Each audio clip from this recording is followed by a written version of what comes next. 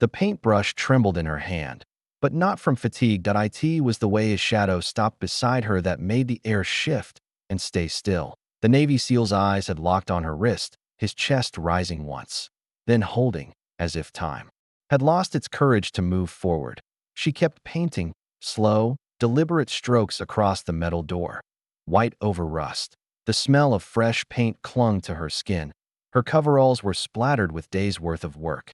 Yet her posture carried a kind of quiet dignity no uniform could erase. The barracks hallway was empty except for them, but his stare felt like a question she wasn't ready to answer.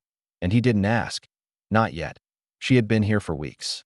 The quiet civilian painter assigned to a forgotten corner of the base. Most walked past her without a glance, the way people walk past maintenance crews, not knowing the years those hands might have held a rifle instead of a brush. Only a few noticed her limp.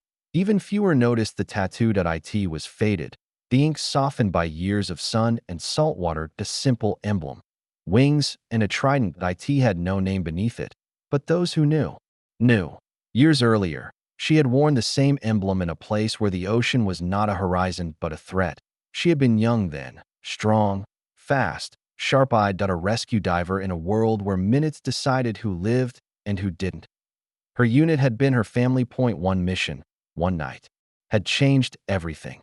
She could still feel the cold weight of that night in her bones, the smell of burning fuel on black water, the grip of a brother in arms pulling her to the raft, his breath ragged with pain. She had held his head above the waves until the chopper came.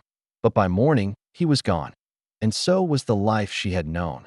The Navy had given her medals, but they couldn't give her back her voice when it came to the lost. So she built a life in silence. Work with her hands, stay out of the way, leave the past where it was buried. Until this SEAL stopped beside her.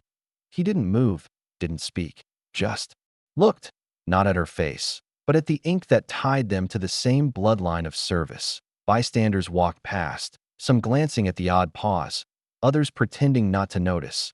The silence between them grew heavier, pulling at something deep in both of them.